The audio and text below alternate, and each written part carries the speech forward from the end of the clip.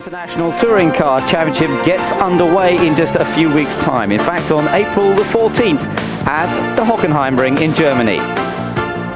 Well, the three major manufacturers will be battling again: Alfa Romeo, Mercedes and Opel. And the Opel Calibra was the car that I was given the chance to drive just last weekend. A car that is somewhat different to its road-going brother.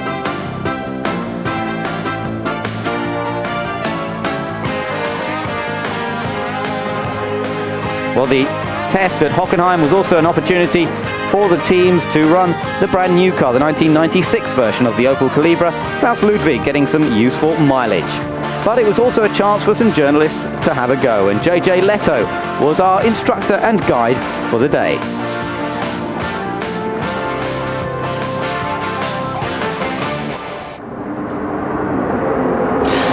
Hello, I'm here at the Hockenheimring to experience something that I'm really looking forward to. I'm going to drive a Class 1 touring car, the Opel Calibra that was raced last year during the ITC and DTM seasons. And in the background, you can probably hear the noise of that Opel Calibra V6 engine. We've got JJ Lehto here today and Klaus Ludwig testing the brand new 1996 car. Well, I'm not going to go out in the 96 car, I'm going out in last year's car, but I'm really looking forward to it. I'm going to speak to JJ Lehto, who's going to tell me a little bit more about what's involved in driving one of these cars.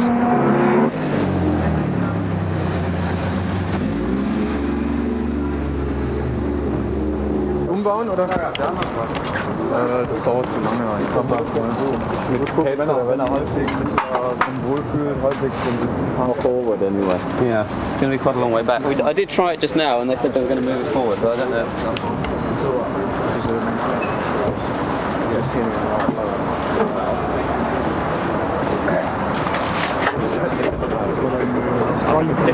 So, what do I have to look at? I mean, the only thing you have to look at there's the main switch and ignition down, and then you just push the start button. Okay. And everything else is basically where they should be. You shouldn't really touch to anything else. Okay, you've got the gear change. Yeah, gear change. You can see the gear here, and there's water temperature, oil temperature, and the revs. And the change light is? The shifting light is here. Okay. So you can see that very well. Okay. And the only thing is the ABS lights. They are flashing yellow ones when you leave, and then you have to push the brake pedal, a couple of times. Okay. And then it disappears. Okay, fine. That's about it. All right. Okay. What are the main things that I'm going to have to watch out for when I'm driving? Well, the thing is, the track is in a good shape today, so it's. I think that's going to be a very enjoyable couple of laps for you. The thing what you have to watch is the brakes. I mean, the ABS brakes are very tricky in the beginning to get used to them. And the other thing is the car feels very fast. That's very good. But then when you come into the braking, you feel like, is it going to stop or not? And you have to learn to use the ABS in the right way.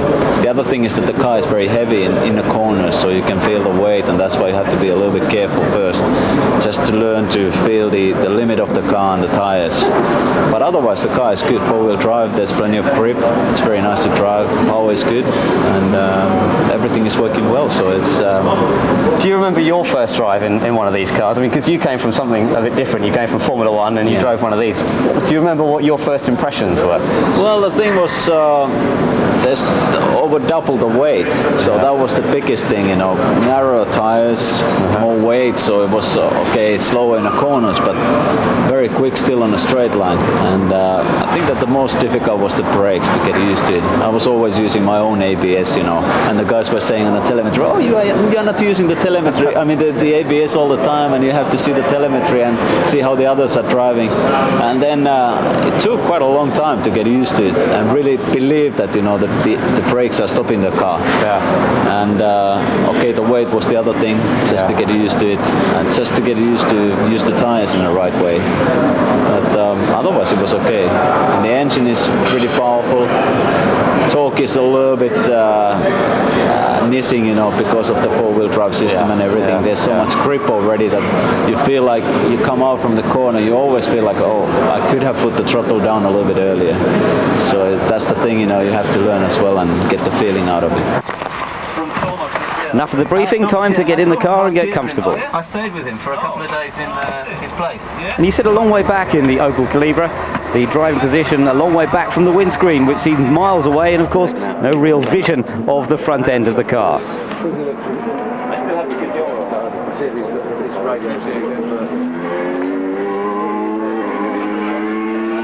Fully supported in the Recaro racing seat and the normal racing harness as well, so well strapped in and ready to get underway in a Class 1 touring car, the most sophisticated racing car currently racing anywhere in the world, with all of the driver aids that were banned in Formula 1 a few years ago still being allowed in this class of racing.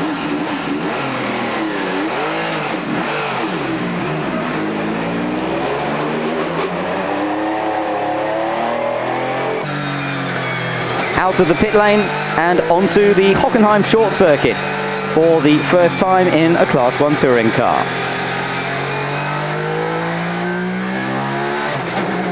And the first thing to get used to, that sequential gear change and the braking. Just notice how my head went forward there under the initial braking. The bite of the brakes really is quite incredible. Initially not so used to the sequential gearbox. You can see I was actually lifting off the throttle when I was changing up through the gears, and that was something that I soon changed once I got used to the gearbox more. You don't need to lift off the accelerator at all with this kind of gearbox. You just keep your foot flat down. On the down changes, using the clutch to help the down change, but once again, when you're changing up through the box, just keep your foot flat to the floor and pull the lever back. Once again, being a little careful on the throttle at this point.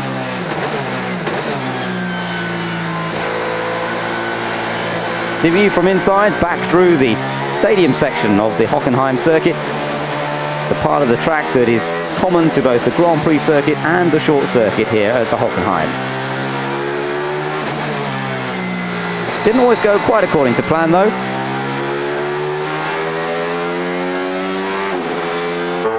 The initial first few laps that I had in the car, a chance to get used to it, but it didn't mean that there wasn't always as smooth and as clean as it should have been.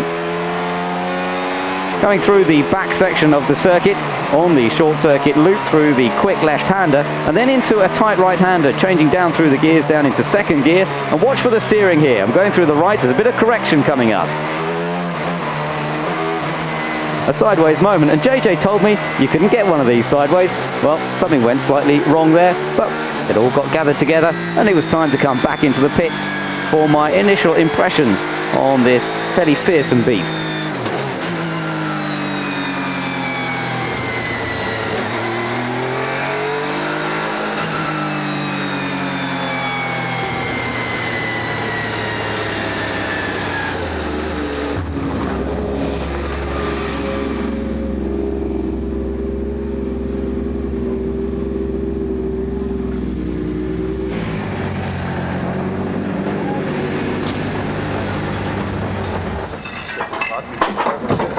Well, that was pretty impressive. The car is absolutely wonderful to drive. Really, very, very smooth.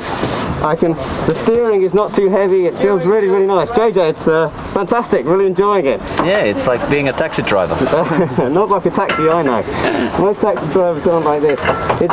It's very smooth inside, isn't it? Yeah, The feel to the car. Yeah, And it feels soft. the brakes are just amazing. Yeah.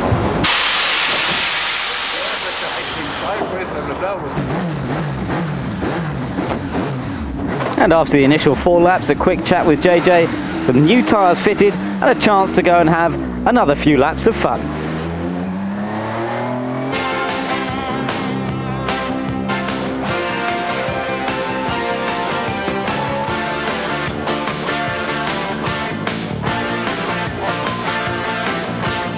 Top speeds around the Hockenheim short circuit around about 224 kilometers per hour. That's about 140 miles an hour. It hasn't got a particularly long straight to really stretch the legs of the 2.5 litre V6 engine, which produces around about 460 brake horsepower, but there's a brand new engine for Opel for 1996 that they will hope will produce even more power.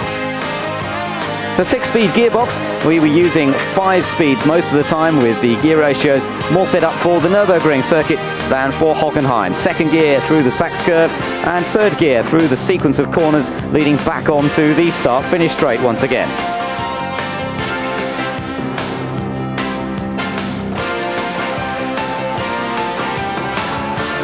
Well, JJ Lehto doing a time of 1 minute 3.75 on his very brief initial running in the car on old tyres. My best on the new tyres, a 1 minute 6.24. So reasonably happy with that, and certainly learning a lot about a very different type of racing car, and one of the most advanced, as I say, racing cars currently on the scene anywhere in the world.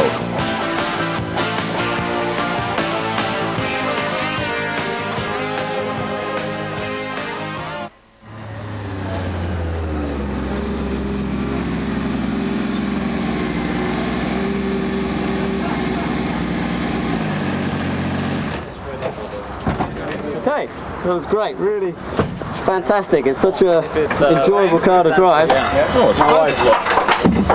how was it? It was good. Yeah. Really enjoyed it. Yeah. Fresh tires, they make a difference always, you know. Yeah. It's a big difference.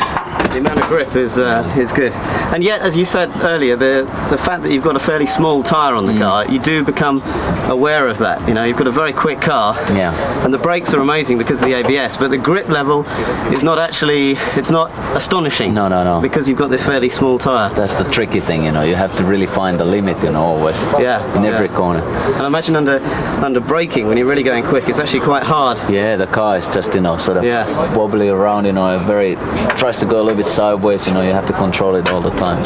Yeah. The brakes are almost better than the amount of grip that you've got to use. Yeah. I mean, they are better. Yeah. You could put a much bigger. It would be nice to have, you know, bigger tires. Wider tires. So. But at least it's the same for everyone. Yeah, exactly. No, it's really good. It's really good. Thank you very much, JJ. Thank you for telling me all about it. You're welcome. You're welcome. Okay. End of dream time. Also testing there at Hockenheim, Klaus Ludwig with the brand new 1996 version of the Opel Calibra, the car that they hope will take them to championship honours in '96. I asked JJ a bit more about the new car and just how different it was and what was going on, what his hopes were for the coming season.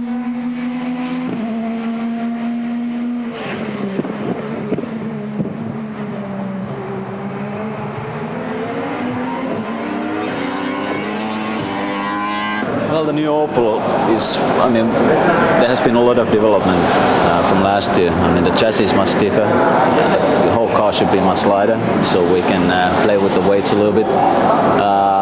We have a new engine, which is supposed to be more powerful. I haven't tried it yet, but Klaus Ludwig has been testing it quite a lot, and it's very promising at the moment. We have a new semi-automatic gearbox, which is, I have been doing a lot of testing during the winter time, and it works very well at the moment. So now we just have to get the package together and get it work and get it quick. But I believe that we have a lot of potential this year, much more than last year. And it's difficult to say yet how quick is Mercedes and Alfa at the moment, but everybody has been working very much during the winter time, and we will see on the first race really who's going to be the fastest. But I think that we have a good chance to be good this year and win a lot of races. First race is here at Hockenheim, so it's quite useful. Extra couple of laps testing here today. Yeah, that's what we need. I mean, we're testing next week in Nürburgring, and then we come back here for 4 days before the race. And all the mileage is very important for us at the moment. We have to get the car reliable because we had some problems in the beginning of last year with the reliability. So now we really have to make sure that the cars are working well, and you know, we have to be quick as well. Can I ask Karl Mauer, the boss of the Opel Motorsport PR, to tell me about the new team lineup? Well, he said we have 2 cars with Zakspeed, 2 cars with Rosberg, and then 4 cars with the Joest team. With Joest we have Manuel Reuter and Yannick Dalmas, and then we have 2 new younger drivers coming in as well, Oliver Gavin and Alexander Wirtz. In the Rosberg team, we have Hans Stuck joining us, and JJ Lehto, and with Zakspeed, it's Klaus Ludwig and Uwe Altzen. So it's a strong driver lineup for the coming year.